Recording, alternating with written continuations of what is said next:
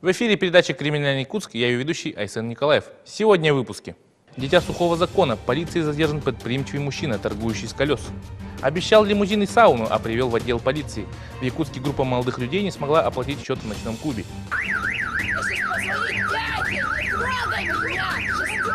Маша, пожалуйста, позови администратора, позови, пожалуйста.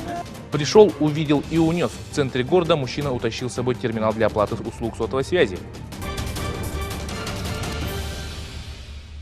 Итак, начнем с криминальной хроники. 6 мая на лодочной станции за незаконную торговлю спиртными напитками из автомобиля сотрудниками полиции задержан мужчина. В ходе оперативно-профилактических мероприятий столичными участковыми на 202 микрорайоне был задержан безработный молодой человек. Мужчина занимался реализацией алкогольной продукции по заказу клиентов. Сбор заказов на доставку задержанный проводил через интернет.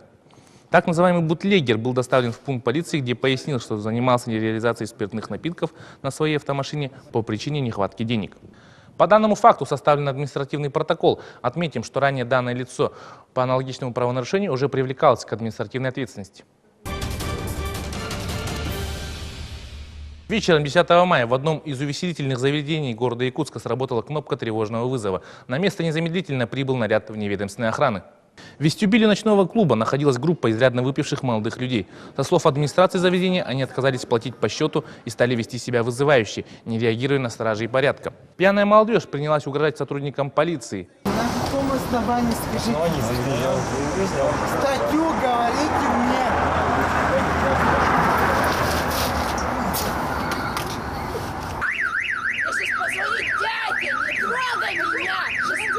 Маша, пожалуйста, позови администратора, позови, пожалуйста. После долгого разбирательства сотрудники полиции доставили дебоширов в отдел. По факту происшествия составлены административные протоколы.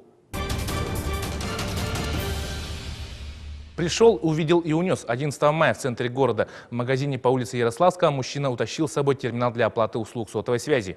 В ночь с 10 на 11 мая в круглосуточный магазин вошел мужчина. Воспользовавшись тем, что продавец находилась за прилавком, злоумышленник поднял незакрепленный терминал и унес его. Преступление было зафиксировано камерами видеонаблюдения.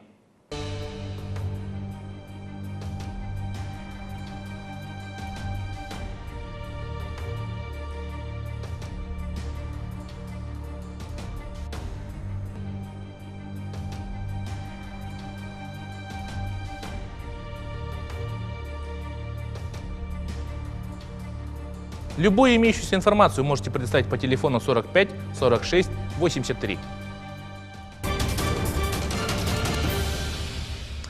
В городе Якутске 6 мая состоялась военно-патриотическая игра «Снежный барс», в которой приняли участие подопечные сотрудников по делам несовершеннолетних столичной полиции, а также воспитанники детского дома «Берегиня». Данное мероприятие было организовано Межмуниципальным управлением МВД России Якутска, а также детским домом «Берегиня». Всего приняли участие 6 команд, в каждой из которых было по 10 человек. Все они очень активны, показывают очень неплохие результаты. Дети воспитаны в правильном духе военно-патриотического воспитания. И они являются хорошим продолжением наших поколений.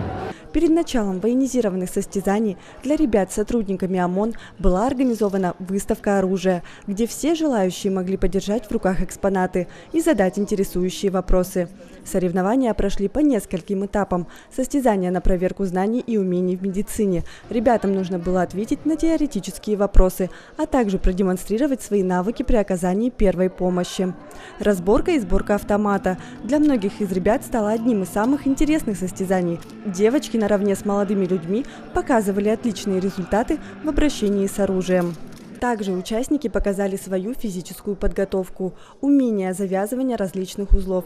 Также прошла военизированная эстафета, включающая в себя стрельбу из пистолета, челночный бег и бег в противогазе. Каждая из команд представила свою визитную карточку с членом жюри. Все участники с большим интересом приняли участие в военно-патриотических играх «Снежный барс». А какая эстафета именно тебе понравилась больше всего? Разбор и сбор автомата. Военизированная эстафета, по моему мнению, нормальная. И разборка-сборка. А тебе? Мне больше всего понравилась общая физическая подготовка и санитарный пост. Это разбирание автомата и ОВП. По итогам соревнований первое почетное место заняла команда Сайсарского округа, второе место команда Мархи и третье место команда Строительного округа. Благодарность за победу В наших сердцах! За 4 месяца на столичных дорогах зарегистрировано 131 дорожно-транспортное происшествие, в результате которых 7 человек погибли и 160 получили различные травмы. Самыми распространенными причинами автоаварии являются выезд на полосу встречного движения, несоблюдение безопасной скорости и дистанции, нарушение требований сигнала светофора, а также несоблюдение очередности проезда. 4 мая в 11 часов на пересечении улицы Дзержинского и Кальвица произошло столкновение транспортных средств, в результате которого 2 человека были травмированы. Предварительно установлено, что 31-летняя женщина, управляя автомобилем Toyota Vitz, при повороте налево на разрешающий сигнал светофора не уступила дорогу автомобилю Toyota Crown, который двигался во встречном направлении. В результате произошло столкновение 2 автомашин. Прибывшие на место ДТП врачи скорой помощи зафиксировали у 2 пассажиров различные ушибы. Сами водители травм не получили. Проведенное метасвидетельствование не выявило у автомобилистов факта употребления алкогольных напитков. По факту автоаварии проводится административное расследование. С края полосы в сторону Кальвицу поворачивала она. И не ждала. Я ехал, и она прям нагло, выехала.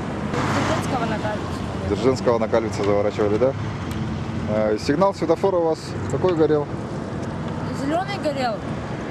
Заметили, нет впереди идущую машину-то? Нет, потому что передо мной 2 машины. Перед вами еще 2 машины стояло, да? Они, получается, проехали, да. И вы за ними хотели проехать, да? Автомобилисты, выполняя любой маневр на дороге, должны помнить, что от их действий зависит безопасность многих участников дорожного движения. Маневр левого поворота является одним из самых сложных и требует особой осторожности и внимательности даже для опытных водителей. 10 мая в госавтоинспекцию поступила информация о наезде на пешехода на перекрестке проспекта Ленина и улицы Курашова. Предварительно установлено, что 47-летний водитель автомашины Toyota Vitz при повороте налево совершил наезд на 11-летнего мальчика, который переходил дорогу по регулируемому пешеходному переходу. В результате ДТП маленький пешеход был госпитализирован с серьезными травмами головы. Водитель Toyota был трезв, что показало освидетельствование у врача-нарколога. Стоял на перекрестке, пропускал пешеходов, ехал со стороны Курашова, со стороны областной больницы, поворачивал на улицу проспект Ленина. При повороте налево я пропускал все пешеходов. Практически, когда все пешеходы прошли, из-под ланкруза справа, который стоял, выскочил мальчик, перевернулся через мой капот и упал.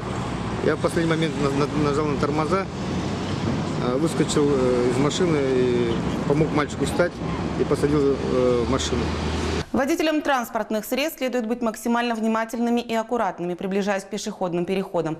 Очень скоро в школах заканчивается учебный год, и у школьников начнутся самые продолжительные в году летние каникулы.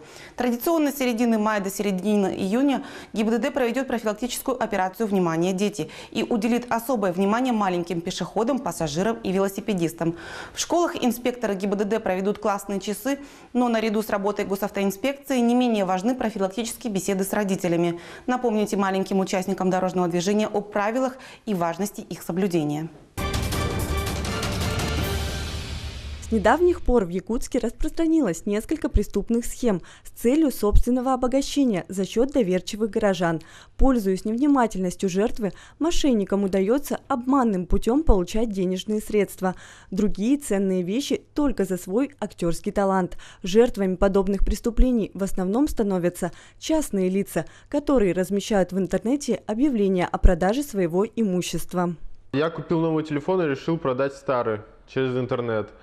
Разместил объявление, и мне разместил объявление в интернете, и мне позвонил мужчина, который решил его купить. Через некоторое время к моему дому приехал другой мужчина, и он сказал, что он от потенциального покупателя. Он посмотрел по телефон и позвонил якобы своему брату и сказал, чтобы тот перечислил мне деньги. Через пару минут он показал мне фотографию квитанции о переводе. И там была указана сумма и предупреждение, что деньги поступят в течение 2-3 дней. Я отдал свой сотовый телефон после этого. Однако через 3 дня никакого платежа мне не поступило, и вот я обратился в полицию. Еще один вид мошенничества связан с арендой квартиры. Например, человек, желающий снять квартиру, размещает объявление на каком-либо интернет-портале. Мошенник звонит по указанному телефону, представляется собственником квартиры, отправляет фотографии. В случае, если жертва соглашается на аренду данного жилья, злоумышленник говорит, что сам он подъехать не может, поэтому просит арендатора подойти, например, на станцию скорой помощи. Якобы там работает его родственник, который заберет залог за квартиру и передаст ключи.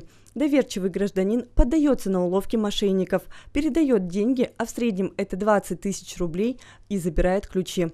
Приехав по указанному мошенникам адресу, жертва обнаруживает, что ключи от обещанной квартиры не подходят. Уважаемые граждане, в настоящее время на территории города Якутска участились факты мошеннических действий. Злоумышленники выкладывают объявления в социальные сети о продаже или скупке чего-либо. Это может быть как сотовый телефон или крупная бытовая техника, даже может быть сруб леса. Сейчас вам расскажу буквально несколько основных моментов, чтобы не стать жертвами таких злоумышленников. Ни в коем случае не передавайте свое имущество незнакомым лицам без получения денежных средств на руки. Также лично проверяйте информацию о происшествиях на территории города Якутска, которые могли случиться с вашими близкими или вообще откуда-либо слышали от незнакомых лиц. Также никогда не приобретайте товар, который вы не видите. И помните, граждане, о том, что только ваша бдительность поспособствует сохранению вашего имущества.